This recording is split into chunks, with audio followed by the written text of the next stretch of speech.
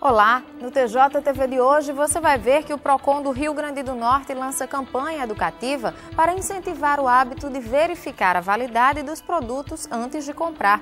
Vai ver também que o Judiciário Potiguar vai funcionar 24 horas. E ainda, adolescentes pegos traficando drogas pela primeira vez não devem mais ser privados de liberdade. Não sai daí, o TJTV está só começando.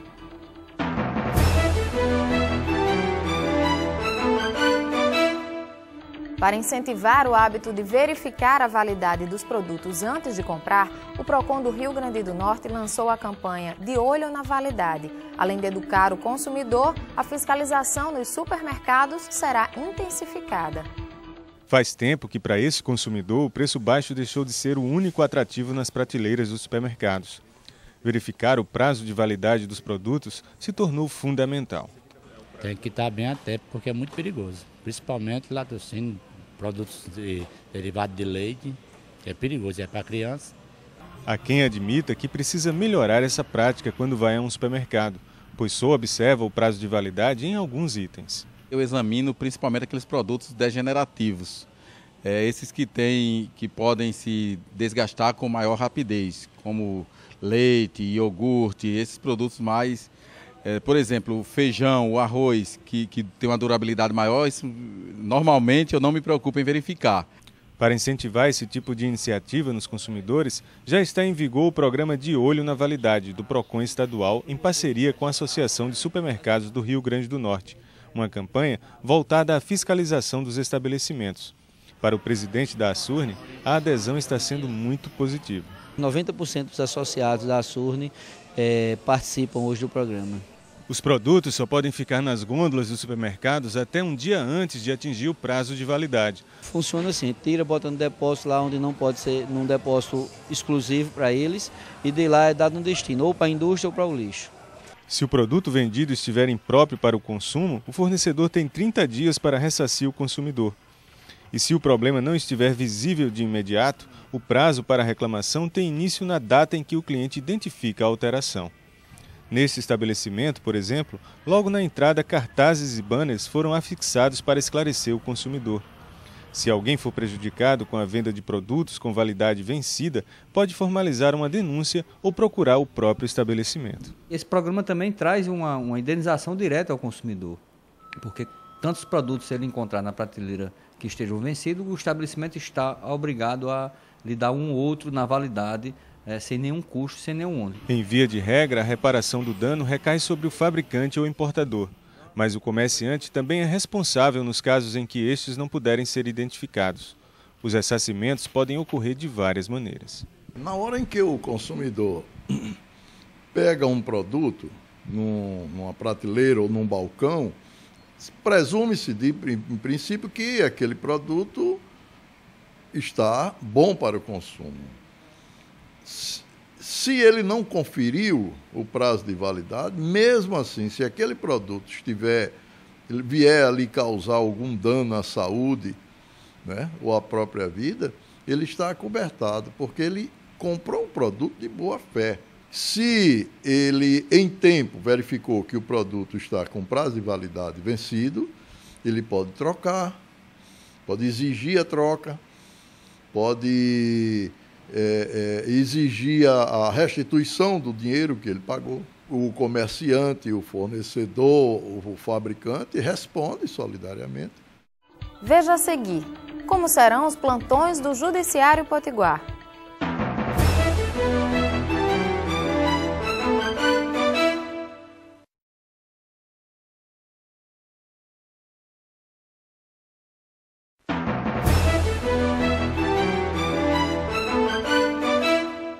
O Poder Judiciário do Rio Grande do Norte passa a prestar atendimento 24 horas por dia. Foram instituídos plantões noturnos, além dos finais de semana e feriados. O novo horário já vinha sendo estudado pelo TJRN desde setembro de 2011 e vem ao encontro das necessidades da população e em atendimento à própria Constituição Federal.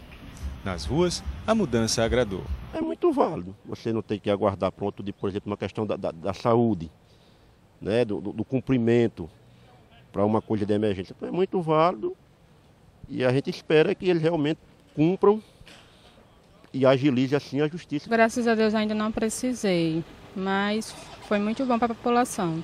Essa ampliação do Poder Judiciário, às vezes uma necessidade, uma prisão ilegal, você não precisar passar a noite preso ilegalmente, é importante que esteja o Judiciário funcionando, né? O novo horário de atendimento do Judiciário Estadual com os plantões ficará da seguinte forma. O expediente externo continua das 8 às 14 horas. Já o expediente interno para o atendimento às medidas de urgência será das 14 às 18 horas. Nos sábados, domingos e feriados, o plantão diurno será das 8 da manhã às 6 da tarde. E o plantão noturno ocorrerá todos os dias, das 18 às 8 horas da manhã do dia seguinte, inclusive nos finais de semana, mas atenderá somente às medidas de urgência de extrema necessidade. Muitas vezes, algumas coisas, algumas medidas de urgência, elas surgem durante o período noturno e não há nenhuma possibilidade delas esperarem o dia seguinte sem que haja perecimento do direito das partes, sem que haja algum prejuízo para as partes. Não houve possibilidade de se entrar antes, nem de se esperar o amanhecer do dia, de se esperar o início do expediente normal do outro dia ou do plantão diurno do outro dia. Então, para esses casos, é que nós, diferentemente do plantão diurno, nós teremos um plantão noturno. Não presencial, mas um plantão de sobreaviso, onde haverá 2 juízes em Natal, um para atender demandas da esfera civil e outro para a esfera criminal, que estão de prontidão para atender aqueles casos que realmente exija essa urgência, que não possa esperar o expediente do dia seguinte. O juiz lembra que a implantação do plantão noturno, embora tenha caráter permanente, iniciará em fase experimental, mas já deve surtir benefícios imediatos. Porque atualmente nós temos um lapso, temos um vácuo de atendimento da prestação jurisdicional durante o período noturno. E, evidentemente, há momentos em que é necessário, se faz necessário, que o juiz decida, que os servidores do judiciário, durante o período noturno, atuem. O exemplo clássico, por exemplo, é quando ocorre um sequestro de uma determinada pessoa, em que se necessita de uma interceptação telefônica, e muitas vezes aguardar o amanhecer do dia pode fazer com que se torne irreversível aquela situação. Então, esses casos que venham a surgir, por exemplo, a partir de agora, já teremos uma possibilidade de atendimento. O novo horário do Poder Judiciário é resultado da Resolução 26, em atendimento às determinações da Resolução 71 do Conselho Nacional de Justiça, que prevê o funcionamento da Justiça em caráter permanente. Embora comece por Natal, as comarcas do interior não ficarão prejudicadas. 40% do nosso quadro de servidores está vago no atual momento, 33% dos nossos juízes, do quadro de juízes está vago no atual momento, de tal forma que não dá ainda para manter integralmente essa demanda, essa prontidão, esse plantão em todas as regiões do estado do Rio Grande do Norte. Não significa isso que aquelas necessidades de extrema urgência que venham a surgir no interior do estado, elas fiquem sem uma resposta do judiciário, sem um atendimento do judiciário. Nesses casos de extrema urgência, a própria resolução prevê que os juízes de Natal, eles estão aptos a decidir questões também que surjam no interior do estado. A resolução gerou uma espécie de efeito cascata, já que muitas medidas que precisam ser apreciadas pelo Poder Judiciário dependem dos despachos do Ministério Público, mas o MP já vem estudando um novo horário a fim de acompanhar a mudança. O Ministério Público entende, de fato, a importância do plantão do Judiciário e do Ministério Público no período noturno. Para tanto, já está sendo discutida uma proposta com a instituição, com os integrantes da instituição, e será encaminhada ao Colégio de Procuradores, essa proposta do Procurador-Geral de Justiça, e para viabilizar e assegurar a participação do Ministério Público no período noturno para as questões que de fato requeiram e digam respeito a essa atuação diferenciada tanto do Judiciário quanto do próprio Ministério Público.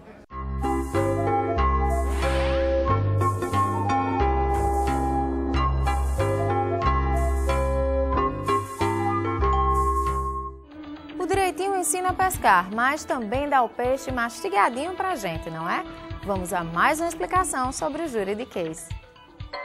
Olá, minha gente. Alguém aí saberia me dizer o que é uma falência de espólio? Vamos ver se alguém na rua soube explicar o que é?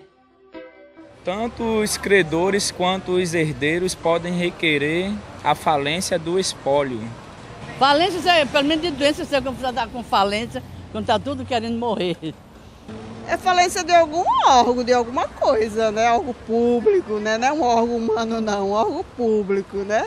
Falência do espólio deve ser um tipo de doença, né? Quer ver o cara bota um negócio, não sabe administrar e vai para a falência, gasta mais do que ganha e não pode, né? É ligado ao comércio, algum comércio que vai à decadência. Falência do espólio. Eu sei que é falência, agora espólio, não fui apresentado esse sujeito ainda não. Os credores, né? Querem a falência dos humanos, das pessoas do mundo, né? Pessoal, o juiz corregedor Paulo Maia me explicou que espólio são os bens deixados por quem morreu. Se o falecido era um comerciante, seus herdeiros ficarão com o espólio, inclusive com as dívidas deixadas. E tanto os credores quanto os herdeiros podem requerer a falência do espólio, no prazo de 1 ano, contado da data do falecimento do comerciante. Entendido, gente? Então até o próximo Juridicast. Tchau!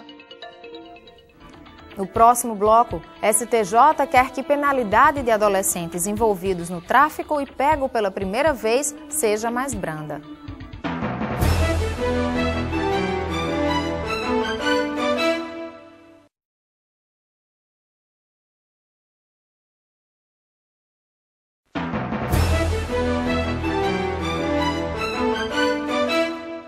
O Superior Tribunal de Justiça quer coibir a internação de adolescentes pegos pela primeira vez traficando drogas. A intenção é alinhar as decisões do Judiciário ao que está definido no Estatuto da Criança e do Adolescente. Aqui, para esta instituição, são encaminhadas muitas crianças e adolescentes em situação de risco, como as que são vítimas de violência doméstica, por exemplo. Aqui funciona o Centro Educacional Dom Bosco, localizado na Zona Norte de Natal, que também recebe vítimas do trabalho infantil. São 800 crianças e adolescentes no total, mas 10% delas são encaminhadas para cá por um outro motivo: cumprir as chamadas medidas socioeducativas em um meio aberto por terem praticado algum ato infracional, como o tráfico de drogas. Nós temos oficinas de artes visuais, de artesanato, e muitas vezes eles começam a participar das atividades quando começam a perceber que é uma obrigatoriedade, então eles começam a se evadir, a não mais participar. E também com a família, né? Porque para mostrar para a família que ele precisa também desse apoio em casa. O recebimento de adolescentes que praticam atos infracionais na instituição foi reforçado pela súmula 492 do Supremo Tribunal de Justiça. O dispositivo defende que os autores de atos infracionais que não registraram violência ou grave ameaça à pessoa podem cumprir medidas como a liberdade assistida ou a prestação de serviços. Precisamos de políticas públicas, né, voltadas para esse público, né? Então, que realmente tenhamos mais profissionais, que tenhamos mais instituições como essa que possam receber esses jovens e dar o apoio que eles precisam. Segundo ele, atualmente, apenas 5% dos autores de atos infracionais não voltam a reincidir. Mas, para o juiz da Terceira Vara da Infância e da Juventude, fazer a diferença entre atos infracionais leves e graves é um meio de facilitar o processo de reinserção do adolescente em sua comunidade. Porque as medidas em meio aberto também é uma medida de sanção. Então, há uma sanção. Só que é uma sanção em que possibilita o adolescente cumprir ela em meio aberto. Há um acompanhamento por uma equipe técnica de psicólogo, assistente social, que vão acompanhar esse adolescente, vão também influenciar ele na questão da reinserção dele na sociedade como cumpridor da lei. Então há essa possibilidade, porque a medida de internação seria uma medida extrema. E nós sabemos hoje que o SEDUC não tem recuperado adolescente. Muito pelo contrário, tem sido uma escola para a criminalidade. Então, as medidas em meio aberto hoje têm um efeito muito mais restaurador na vida do adolescente do que uma medida de internação. O juiz defende o que chama de equilíbrio nas sentenças e ressalta que a súmula já era prevista no artigo 122 do Estatuto da Criança e do Adolescente, praticado por ele há cerca de 12 anos. Toda a súmula dos tribunais superiores, elas vêm pacificar entendimento jurisprudencial, né? Tanto dos tribunais de justiça dos estados, quanto do juízo monocrático. Então elas vêm dar uma segurança jurídica a uma determinada situação, a um determinado entendimento. Então a súmula 492, ela veio pacificar o entendimento de que tráfico de drogas, que é o primeiro ato infracional do adolescente com envolvimento do tráfico, a medida deve ser em meio aberto. Só em casos excepcionais é que se o juiz aplica a medida de internação, no caso de grave ameaça ou violência à pessoa humana e reiteração na prática de atos infracionais, no caso de processo de conhecimento. Então, nesse caso, o STJ pacificou o entendimento que já era esposado pelo Estatuto da Criança e do Adolescente. Quem faz da profissão uma missão de vida acaba sempre usando essa vocação para ajudar aos necessitados. Veja o exemplo de hoje do nosso quadro Atitude Cidadã.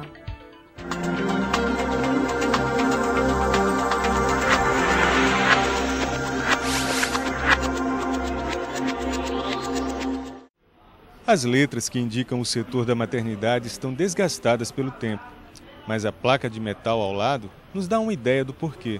Esta unidade de saúde já existe há mais de 60 anos. Um local que este senhor de 79 anos de idade conhece como a palma da mão. E é aqui, neste prédio, que há mais de 50 anos este militar aposentado demonstra que medicina é mais que o exercício de uma profissão. É uma escolha de vida, uma opção de dedicação e amor ao próximo. Esperei um ano pela criação da faculdade, fiz o vestibular e passei. Então você tem que ter amor, gostar. Mas a impressão que temos ao conversar com ele é que a expressão aposentado não combina bem com o Dr. Edmilson, pois continua atuando como voluntário no Hospital Central Coronel Pedro Germano, mais conhecido como Hospital da Polícia Militar em Natal. Conversar com ele é ter também a impressão que os quase 80 anos de vida não tiraram a empolgação do início na profissão, lá por 1958. Com entusiasmo, este médico por vocação nos guia pelas novas alas da unidade, que passa por uma extensa reforma. Obras que não apagam as dificuldades do início. Era medicamentos, pessoal, acomodações, que não tinha onde acomodar, que era muito restrito no número de leitos. Sempre o militar, que sempre ganhou pouco, ele não tinha nada que pudesse ajudar. Então o hospital, a maternidade, tinha que entrar para ajudar em todos os sentidos.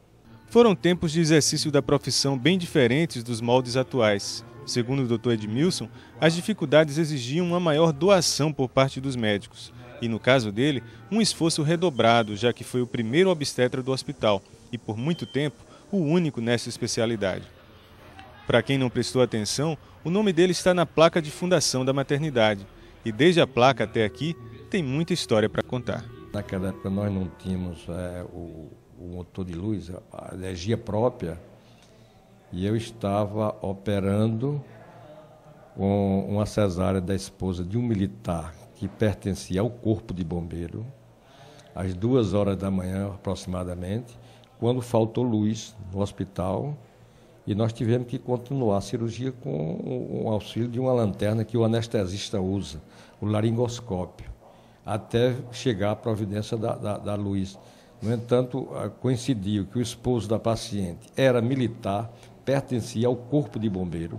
O Corpo de Bombeiro, naquela época, era entre o hospital e o quartel, e rapidamente ele foi e trouxe um carro de emergência e colocou a luz de emergência. Consegui concluir a cirurgia, salvando a mãe e a criança. Hoje, o Dr. Edmilson tem uma clínica particular onde também atende mães carentes, mas faz questão de manter o trabalho voluntário no hospital, visitando cada mãe com a mesma atenção do início da carreira. Uma dedicação reconhecida. Isso é muito importante, olha, porque até as mães, ajuda as mães que estão em dificuldade com seus filhos, e assim, o trabalho voluntário é importantíssimo. Tem um acompanhamento do médico tão conhecido como ele, né? Já, como ele diz, já passou a vida toda já atuando aqui, é bom para isso. Quando eu atendo uma pessoa, uma paciente, uma mulher, eu me sinto muito bem. A Polícia Militar, para mim, faz parte da minha vida, certo? Antigamente eu tinha a minha casa e tinha o Hospital da Polícia Militar. Eu vivia para esses 2 setores, certo? Então, ainda hoje eu continuo do mesmo jeito. Quando eu venho aqui, me sinto muito bem, tanto é que tem um filho meu que hoje é médico, é major, e ele hoje está aqui no meu lugar, fazendo aquilo, tudo que eu fazia naquela época. E eu nunca me arrependi, e hoje continuo do mesmo jeito fazendo. Todo militar que me procura, porque eu tenho hoje na polícia famílias inteiras que eu fiz o parto. E nunca deixei de vir aqui e continuarei até não poder mais. Acompanhe sempre as notícias do Judiciário Estadual no site do Tribunal de Justiça ou no Twitter. Se tiver dúvida ou sugestões, basta enviar um e-mail para a gente. Os endereços estão no seu vídeo. A gente fica por aqui. Uma ótima semana para você e até o próximo programa.